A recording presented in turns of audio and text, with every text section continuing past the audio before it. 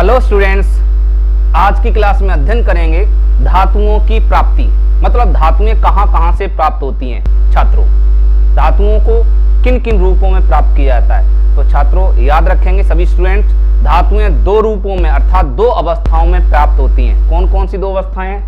धातुएं जो प्राप्त होती हैं वो प्रकृति में दो अवस्थाओं में प्राप्त होती हैं।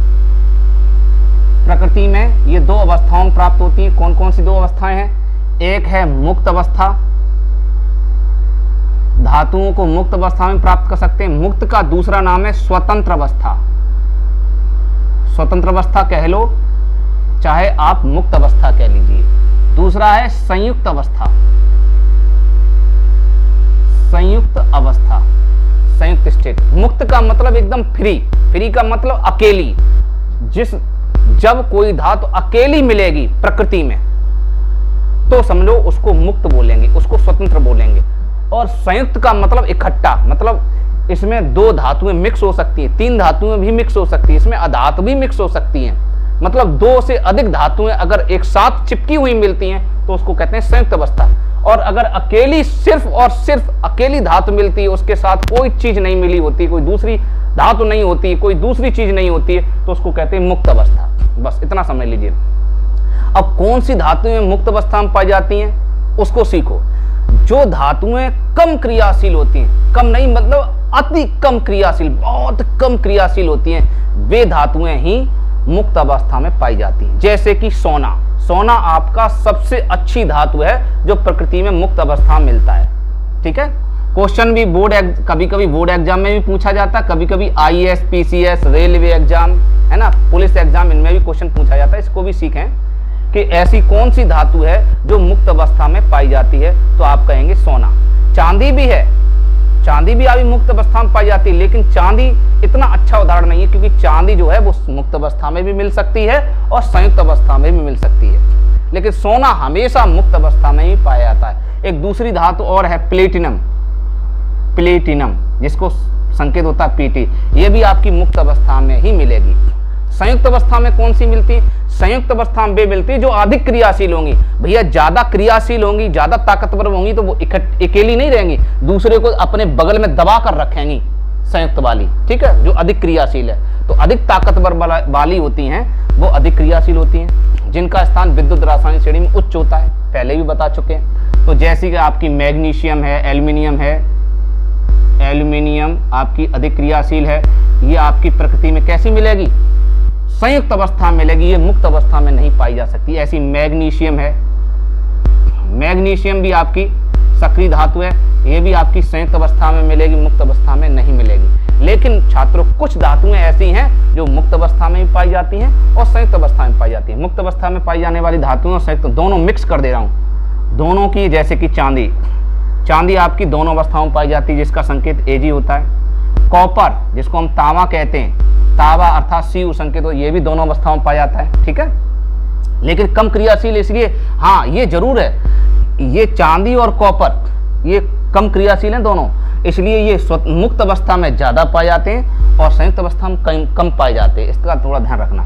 चांदी, कॉपर और भी हैं, आपका जिंक है, Zn, ये भी आपके दोनों अवस्थाओं में पाई जाती है। ऐसी आदि ऐसी बहुत सी धातुएं हैं जो दोनों अवस्थाओं में पाई जाती हैं, थोड़ा सा ध्यान रखेंगे। अच्छा, अब बात आती है, अभी हमने सीख लिया कि धातुओं को कहाँ से प्राप्त कर सकते हैं। धातुओं, अब धातुएं जब प्राप्त होती हैं तो किस रूप में वो मिलेंगी? धातुएं दो रूपों में मिलती हैं, मतलब रूप तो एक ही है जिसका नाम है खनिज। अगर हम जमीन के अंदर से धातुओं को बाहर निकालें तो छात्रों उस धातु का नाम, आप उसको धातु शब्द उस समय नहीं बोलोगे। जब जमीन के अंदर से उस धातु को निकाला जाएगा तो उसको हम धातु मेटल नहीं बोलेंगे। अब आप कहोगे सर धातु को निकालने, धातु नाम क्यों नहीं देंगे?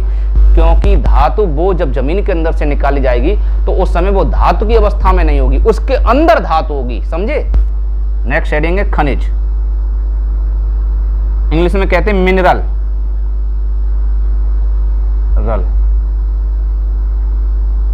MINE होता है, MINERAL, मिनरल्स, बहुवचन। मतलब खनिज क्या होते हैं? खनिज से मतलब है जो पृथ्वी के अंदर पाए जाने वाले धात्विक पदार्थ होते हैं उन्हीं को खनिज कहते हैं। परिभाषा इसकी लिख सकते हैं, अगर लिखना चाहे तो लिख लीजिए।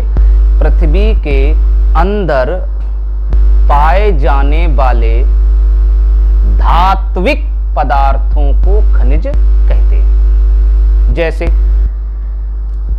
जैसे एग्जाम्पल अगर हम खनिज का उदाहरण लें तो खनिज बहुत सारे हैं, जैसे कि आपका कॉपर पायराइट,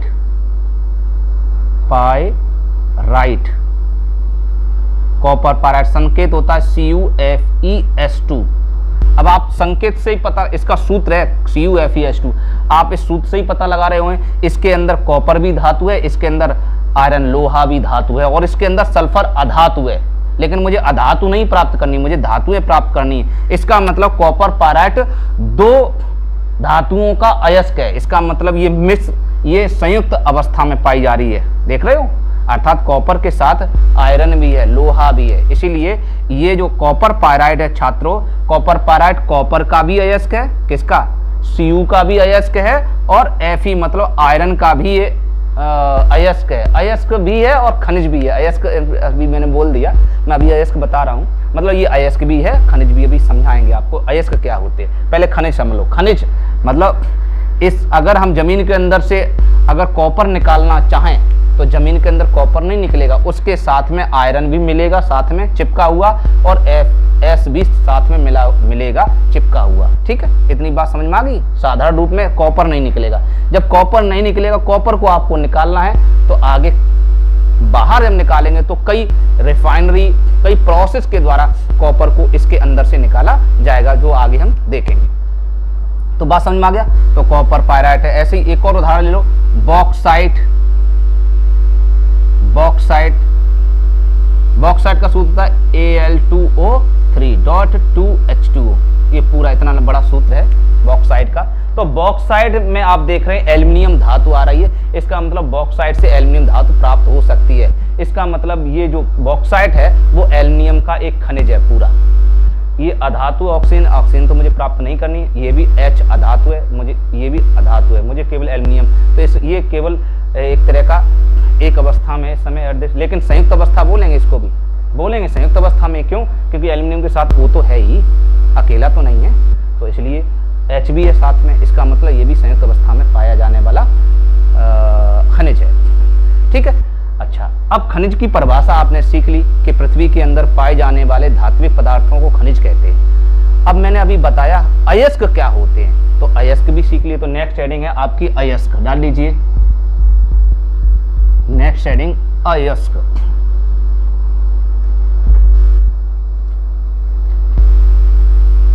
अयस्क क्या होते हैं? इंग्लिश में कहते हैं ओर्स, ORES, ओर्स। हो सकते हैं इंग्लिश के दो चार वर्ड मिस्टेक हो जाए हमारा, क्योंकि इतनी अच्छी इंग्लिश नहीं है, लेकिन फिर भी हम प्रयास आपको कर रहे हैं इंग्लिश के वर्ड गलत ना हो। हाँ, तो अयस्क। अब अयस्क किसे कहते हैं? इन खनिजों को ही अयस्क नाम देंगे। कैसे? देखिए, पृथ्वी के अंदर जो भी पदार्थ निकालोगे वो ऐसे मिट्टी, कंकड़, बजरी, बहुत सारी चीजें उसमें मिली होगी, गंदगी मिली होगी, ठीक, और बहुत सारे खनिज, उसके अंदर बहुत सारे खनिज होंगे जमीन के अंदर से निकालेंगे तो। लेकिन जिस खनिज से हो सकता है ऐसा खनिज मिल जाए हमें जिसमें धातु ज्यादा हो और गंदगी कम हो। जमीन के अंदर से आपने एल्युमिनियम निकालने की कोशिश करें, आप चाह रहे हैं एल्युमिनियम मुझे ज्यादा मिल जाए, मैंने बहुत सारे खनिज निकाल लिए। अब वो खनिजों में से जिस खनिज के अंदर एल्युमिनियम ज्यादा है, जिस खनिज में एल्युमिनियम ज्यादा है और दूसरे पदार्थ कम है, तो उस खनिज को हम उठा लेंगे और उसको हम फैक्ट्रियों में ले जाएंगे। क्यों? क्योंकि उस खनिज से ज्यादा मात्रा में एल्युमिनियम प्राप्त हो जाएगी और कम खर्चा लगेगा, तो इसलिए मैं उसको चुनेंगे और बाकी खनिजों को हम नहीं चुनेंगे। ठीक है, तो बाकी जब उससे अधिक मात्रा में वो चीज प्राप्त हो सकेगी तब उसी खनिज का नाम हम रख देंगे अयस्क। तो खनिज का ही दूसरा नाम अयस्क होता है, लेकिन सब खनिजों को अयस्क नहीं बोल सकते हैं, क्योंकि खनिज तो सभी जमीन के अंदर से निकले हैं, तो ऐसा नहीं है कि सभी को अयस्क बोल दें, सभी को अयस्क नहीं बोले। अयस्क उसी को बोलेंगे जिसके अंदर धातु ज्यादा होगी। सही है बेटा, जिसके अंदर धातु मेटल्स ज्यादा होगी उसी को हम अयस्क नाम देंगे, बस। तो परिभाषा अयस्क की क्या है, लिख लीजिए।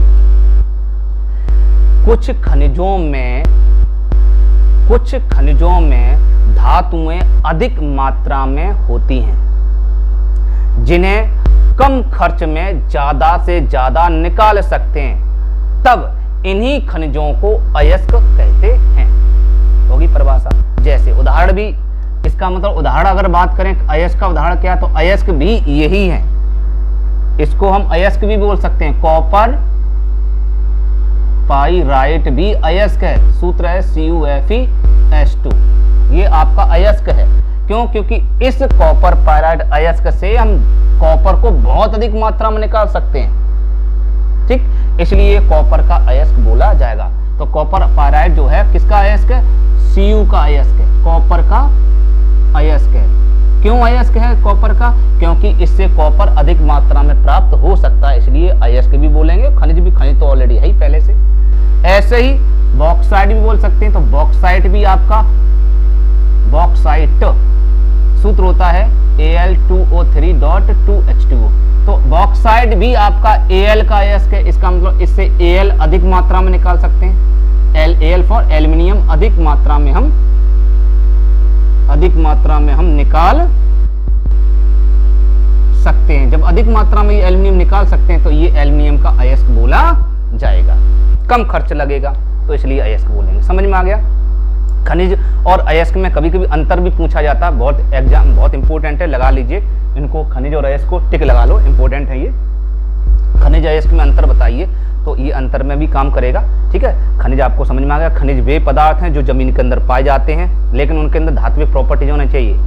तो जमीन के अंदर पाए जाने वाले धात्विक पदार्थों को खनिज कहते हैं। और अयस्क वे हैं जो खनिजों से ही प्राप्त होते हैं, अर्थात जिस खनिज से अधिक मात्रा में धातु प्राप्त हो जाती है और कम खर्च में प्राप्त हो जाती है, तब उस खनिज को हम अयस्क कहते हैं, ठीक। अब जैसे मैंने बताया, दोनों उदाहरण दोनों में कॉमन है, लेकिन एक चीज समझना, सभी खनिज अयस्क नहीं होते। अभी बताया सभी खनिजों से अयस्क नहीं प्राप्त, मतलब सभी खनिज अयस्क नहीं हो सकते। क्यों?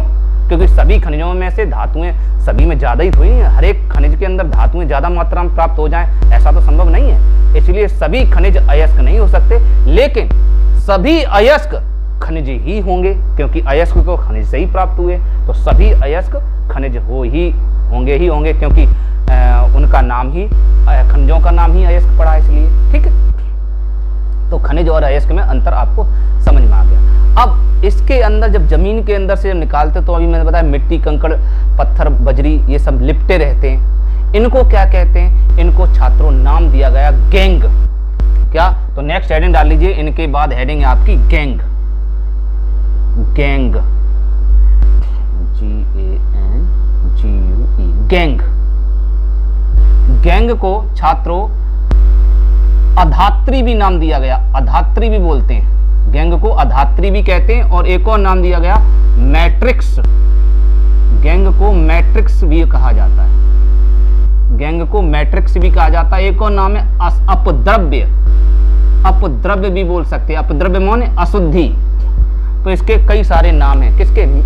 गंदगी के।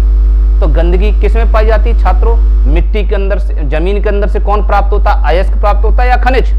तो आप कहेंगे अयस्क नहीं प्राप्त होता, खनिज प्राप्त होता है। अयस्क तो बाद में छांटते हैं।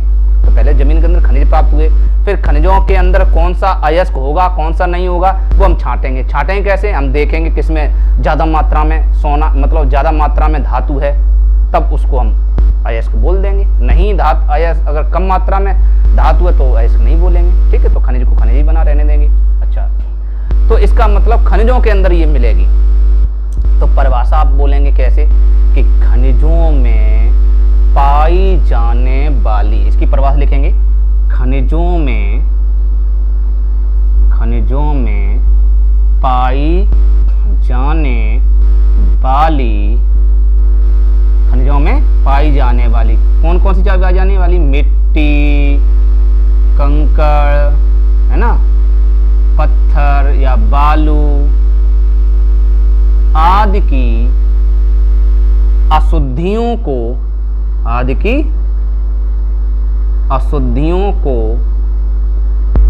क्या कहते हैं? गैंग कहते हैं। गैंग माने होती है गंदगी। गा से गैंग और गा से गंदगी, गंदगी को ही गैंग कहते हैं। अशुद्धि गैंग होती है, गैंग कहते हैं। एकदम क्लियर हो गया? अच्छा, इसका मतलब धातुओं को अगर निकालना है, और धातुओं को निकालने की प्रक्रिया धातु निष्कर्षण कहलाती है, तो धातु निष्कर्षण करने से पहले आपको अधात्री अर्थात गंदगी को हटाना पड़ेगा।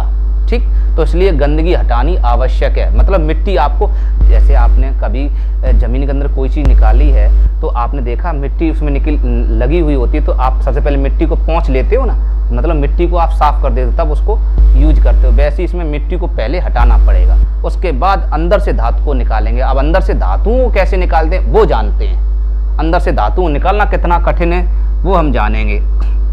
उसको कहते हैं धातु निष्कर्षण।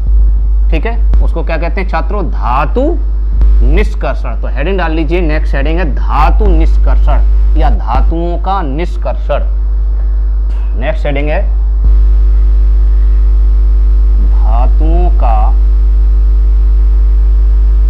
निष्कर्षण। अगर वीडियो अच्छा लग रहा, वीडियो समझ में खूब आ रहा, तो आप इसको एक्सट्रैक्शन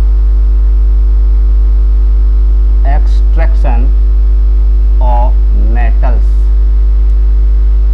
धातुओं का निष्कर्षण। धातुओं का निष् का मतलब होता है निकालना। ठीक, किसमें से? अयस्कों में से।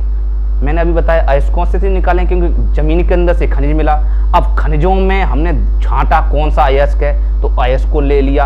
अयस्क को ले लिया, अब फैक्ट्री में ले गए, मतलब उद्योग, जो उद्योग होते हैं, फैक्ट्रियां होती हैं, उसमें अयस्क को ले गए। अब अयस्क को ले जाने के बाद उसके अंदर से धातुओं को निकालेंगे, उसके अंदर से कॉपर को निकालेंगे, उसके अंदर से लोहा अगर मन है तो लोहा, मतलब जो जिसका अयस्क है उसमें से उसको निकालेंगे। अब कैसे निकालेंगे, किन प्रक्रियाओं के तहत निकालेंगे? जिन प्रक्रियाओं के तहत निकालेंगे उसी को कहते हैं धातुओं का निष्कर्षण। ठीक है, किसमें से निकालेंगे? अयस्कों में से। किसके अंदर से निकालें? प्रक्रियाओं के अंदर। तो परिभाषा सुनिए, इसकी लिख लीजिए परिभाषा। क्या परिभाषा होगी? पहले लिख समझो, उसके बाद लिखो कि अयस्कों में से धातुओं को शुद्ध रूप में, शुद्ध निकालना पड़ेगा, तो अयस्कों में से धातुओं को शुद्ध रूप में प्राप्त करने की संपूर्ण प्रक्रिया को, जितनी प्रक्रिया इसमें जितने प्रोसेस यूज होंगे वो सारे के सारे, ठीक है, बहुत समय लगेगा इसको रिफाइन होने में, तो संपूर्ण प्रक्रिया को धातु का निष्कर्षण कहते हैं। एकदम क्लियर हो गया? क्या हो गया? अयस्कों में से, लिखना चाहो लिख लो, अयस्कों में से धातुओं को शुद्ध रूप में प्राप्त करने की प्रक्रिया को धातु का निष्कर्षण कहते हैं। ठीक, इतनी बात समझ में आ गई। अब धातुओं का निष्कर्षण छात्रों, अभी बताया धातुओं का निष्कर्षण जो होता है वो कई पदों में होता है, इतनी आसानी धातुओं का निष्कर्षण नहीं होता है। तो धातुओं का निष्कर्षण निम्न पदों में होता है। नंबर 1, पहला पद क्या है? अयस्क को बारीक पीसना। तो अयस्क का पीसना, अयस्क का पीसना, ये हेडिंग हो गई, अयस्क का पीसना।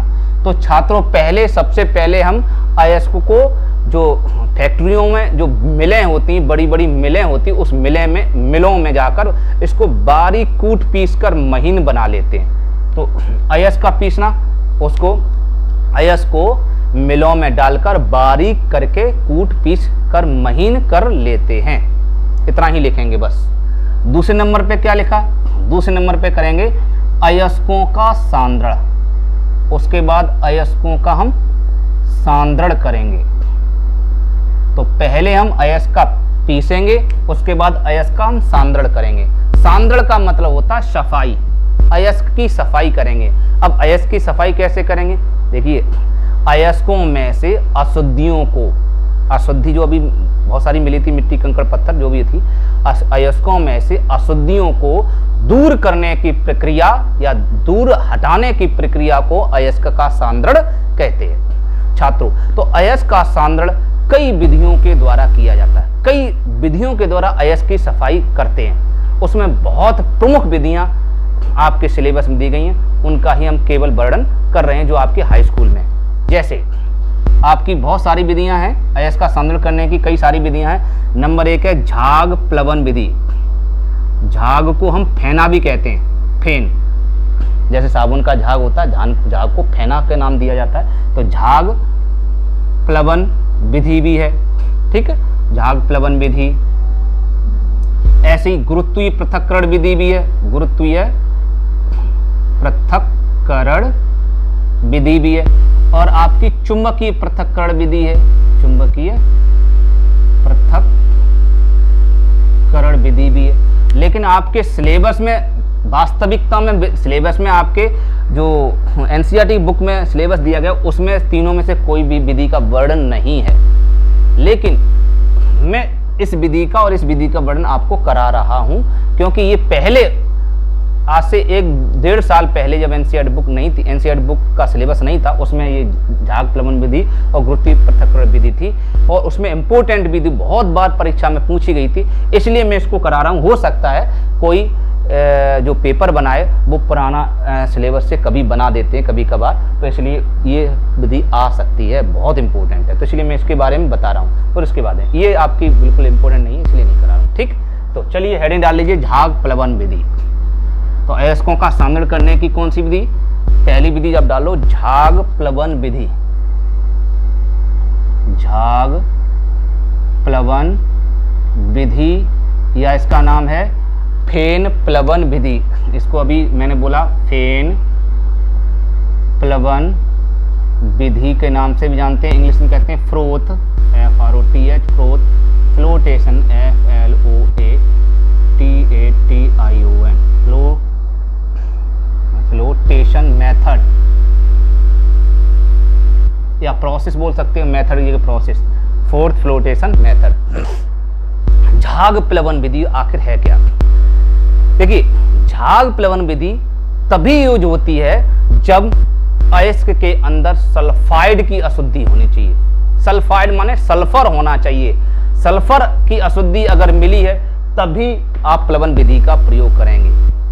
अगर सल्फर की अशुद्धि नहीं है तो अन्य विधियों का भी प्रयोग कर सकते हैं। लेकिन अगर सल्फर की अशुद्धि मिली है, क्योंकि सल्फर जो होता है हल्का होता है, तो हल्की अशुद्धियों को दूर करने के लिए ज्यादातर झाग प्लवन विधि का प्रयोग करते हैं। झाग बना दो और सल्फर ऊपर, आपका जो अशुद्धि है वो नीचे बैठ जाएगी और जो पदार्थ है वो ऊपर तैरने लगेगा, झाग के रूप में तैरने लगेगा। इसलिए हम सल्फाइड अयस्कों का सांद्रण करते हैं। तो इसकी थ्योरी कैसे लिखेंगे? तो लिख लीजिए, क्या लिखेंगे कि इस विधि द्वारा, किस विधि द्वारा? झाग प्लवन विधि द्वारा। तो झाग प्लवन विधि द्वारा सल्फाइड अयस्कों का सांद्रण किया जाता है, जैसे कॉपर पाइराइट, जैसे कि आपका कॉपर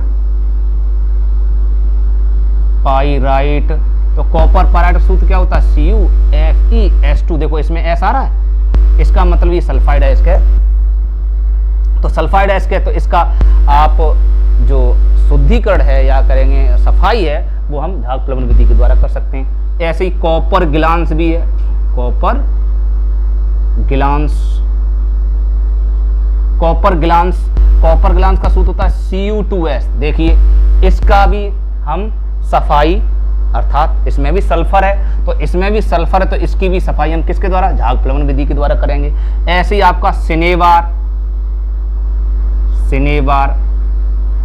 का सूत्र होता है HgS। ये मरकरी का अयस्क है, इसमें Hg को मरकरी कहते हैं। ये मरकरी का अयस्क, इससे मरकरी निकलेगी, किससे? सिनेबार से। ये बोर्ड एग्जाम में बहुत पूछा जाता है, बड़ी बड़ी कंपटीशन में, ISPC में बहुत पूछा जाता है। सिनेबार किसका अयस्क है? तो आप कहेंगे मरकरी का अयस्क। मरकरी फॉर पारा, इसको मरकरी भी बोलते हैं, इसको पारा भी बोलते हैं। इसमें भी सल्फर है, इसका मतलब इसका भी हम जो सफाई है वो हम किसके द्वारा करेंगे? झाग प्लवन विधि के द्वारा। ठीक, तो सल्फाइड अयस्कों का सांद्रण जो है वो झाग प्लवन विधि के द्वारा करते हैं। अब कैसे करते हैं इसको सीखते हैं। सफाई हम करेंगे तो कैसे करते हैं सुनिए। इसके लिए आपको क्या करना होगा? एक आपको टैंक लेना पड़ेगा। ठीक, एक टैंक मतलब एक पात्र ले लो, बड़ा सा पात्र, क्योंकि बड़े फैक्ट्रियों में तो बड़ा सा टैंक लेते हैं। थोड़ा तिरछा हो गया, कोई बात नहीं। तो एक बड़ा सा टैंक ले लिया। अब हो गया सीधा? चलो, तो एक बड़ा सा जब टैंक लेते हैं छात्रों, तो इस टैंक में क्या करते हैं? इस टैंक में आपको सबसे पहले इसके अंदर पानी भर देते हैं। क्या भर देते हैं? जल। इसके अंदर मैंने क्या भर दिया छात्रों? जल भर दिया। इसके अंदर हमने क्या क्या भर दिया? जल भर दिया। तो इसमें जल भर देते हैं। ठीक, जल पूरी तरह से इसको कंप्लीट करके यहाँ तक मैंने आपको जल इसमें भर दिया। जल भरने के बाद मुझे जिसका सामग्रण करना है, जिस अयस्क का सामग्रण करना है, जिस अयस्क की सफाई करनी है, उस अयस्क को इसमें बारीक पीस कर डालेंगे। तो मान लो आपको सिनेबार जो HGS है उसको HG निकालनी है, HG का सामग्रण करना है, तो HGS को बारीक पीस लेंगे, मतलब सिनेबार जो अयस्क है उसको बारीक कूट लेंगे, पीस कर इसके अंदर डाल देंगे। ठीक, अगर कॉपर निकालना है तो कॉपर का अयस्क कौन सा है, कॉपर पायराइट, तो कॉपर पायराइट को लेंगे और पीस लेंगे, पीस कर इसके अंदर डाल देंगे। तो मान लीजिए कॉपर का हमें शोधन करना है कॉपर का, तो क्या करेंगे, तो उसको हम पीस लेंगे, किसको, अयस्क को। तो इसके अंदर अयस्क को पीस कर, अयस्क को क्या करेंगे, पीस कर या कूट पीस कर इसमें डाल देंगे। और जैसी कूट पीस कर इसमें डालेंगे, इसके साथ में, अयस्क के साथ में थोड़ा मतलब लगभग 1% मान लो, थोड़ा सा चीड़ का तेल, किसका तेल, चीड़ का तेल ले लो, या यूकोलिप्टिस का तेल ले लो, या क्रियोसीट ऑयल, ठीक है, इसको क्रियोसीट ऑयल भी बोलते हैं, चीड़ के तेल, या तारपीन का तेल भी ले सकते हो, आपका मर्जी है, दोनों में से कोई। प्लस इसमें थोड़ा सा पोटेशियम एथिल जैंथेट,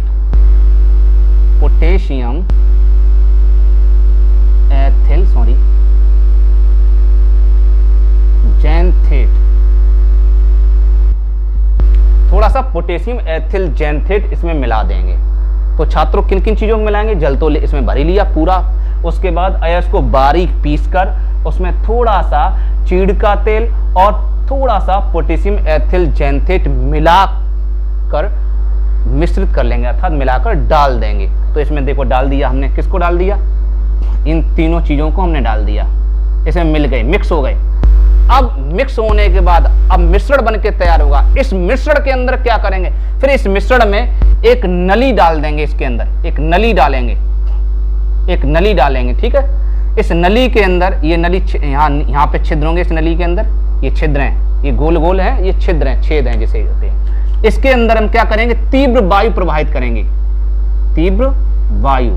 अब तीव्र वायु मतलब बहुत तेजी से हवा प्रवाहित करेंगे, हवा फॉर वायु।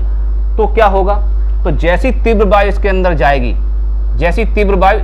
जाएगी, तो इस क्या होगा, जो अयस्क है वो अयस्क तेल में भीगता, हमेशा अयस्क जो है वो तेल में भीगता, अशुद्धियां हमेशा पानी में भीगती हैं। ये ध्यान रखो, ये थीम है, आप इसको ध्यान रखें। जो अयस्क होता है, सल्फाइड जो अयस्क होते हैं वो हमेशा तेल से क्रिया कर लेते हैं, तेल में भीगते हैं, और जो अशुद्धियां होती हैं वो जल में भीगती हैं, इतना ध्यान रखना।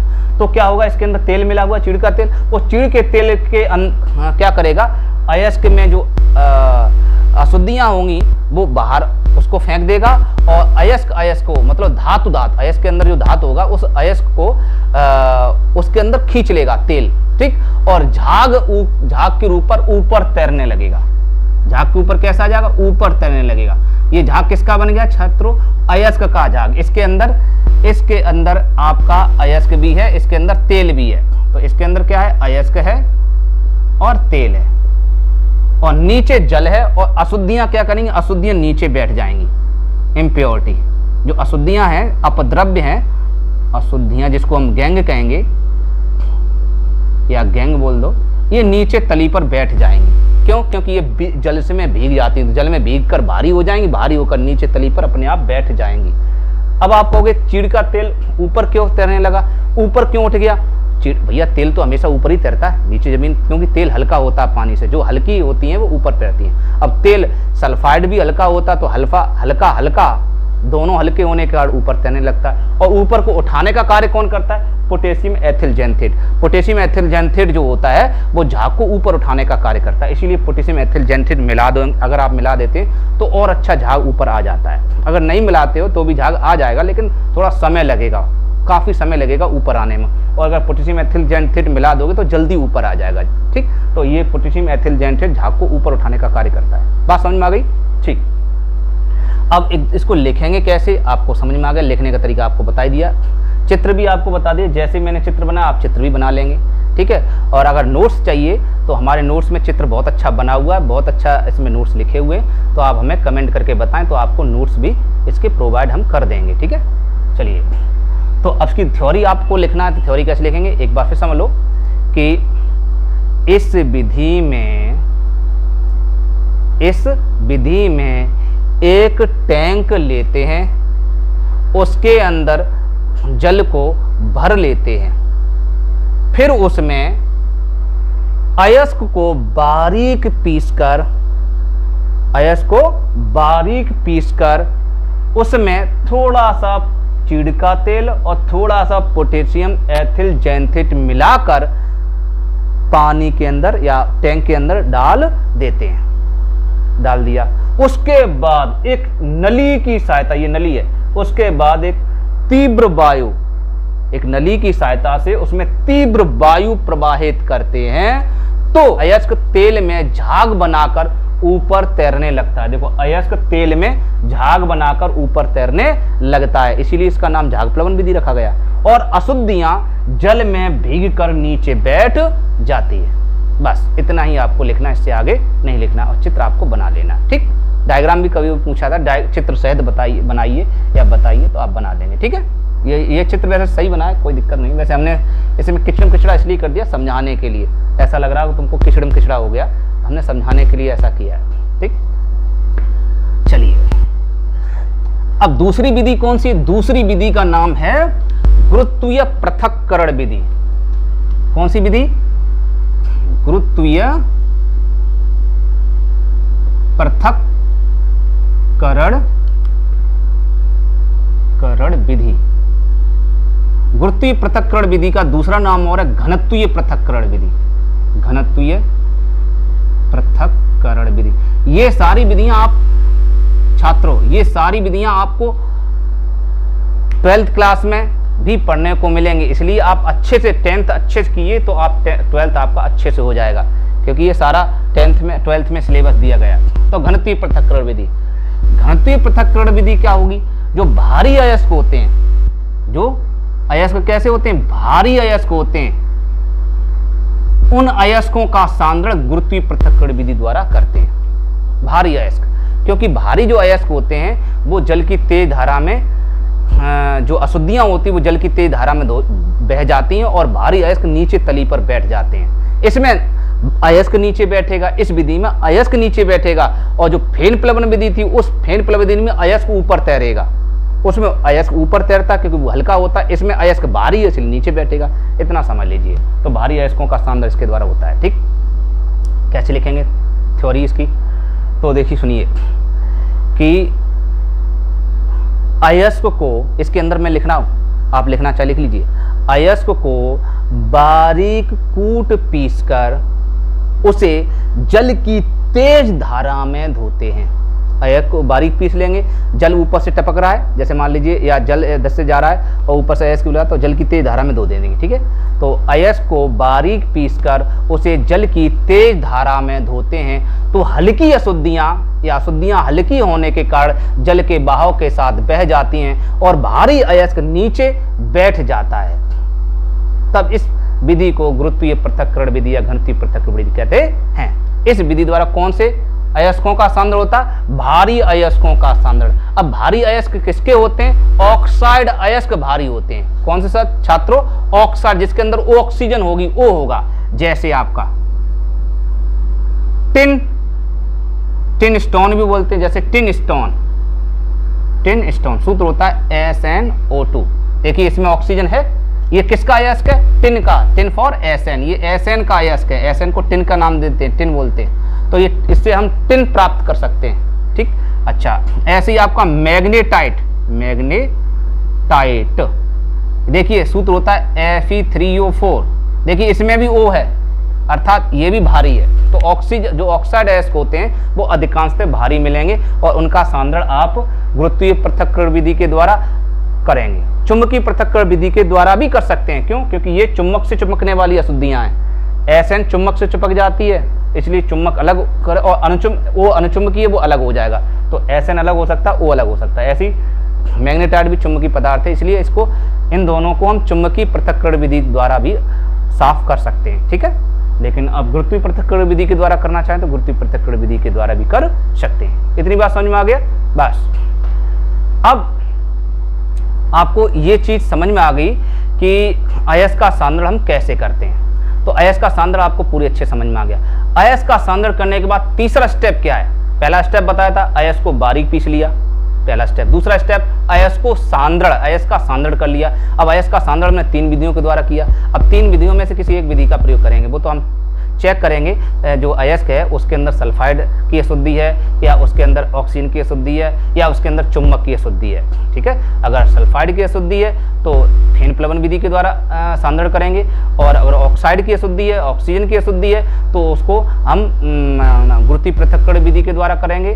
और अगर चुंबकीय अशुद्धि है, चुंबक भी है उसके अंदर, तो उसके द्वारा हम दोनों विधियों प्रयोग करेंगे, क्योंकि इसके अंदर ऑक्साइड भी है और चुंबक भी है। इसका मतलब टिन स्टोन का टिन स्टोन की अगर हम सफाई करेंगे, सांद्रण करेंगे, तो आपको गुरुत्वीय पृथक्करण विधि का भी प्रयोग करना पड़ेगा और चुंबकीय पृथक्करण विधि का ही प्रयोग करना पड़ेगा, तभी अशुद्धियां अच्छे से निकलेंगी, वरना नहीं निकलेंगी, क्योंकि इसके अंदर दोनों की अशुद्धि है। ठीक, अच्छा, अब बात आती तीसरा स्टेप क्या है? तीसरा स्टेप है धातुओं का निष्कर्षण।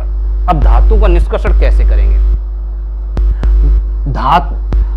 मतलब सक्रियता श्रेणी में नीचे आने वाली धातुओं का निष्कर्षण। तो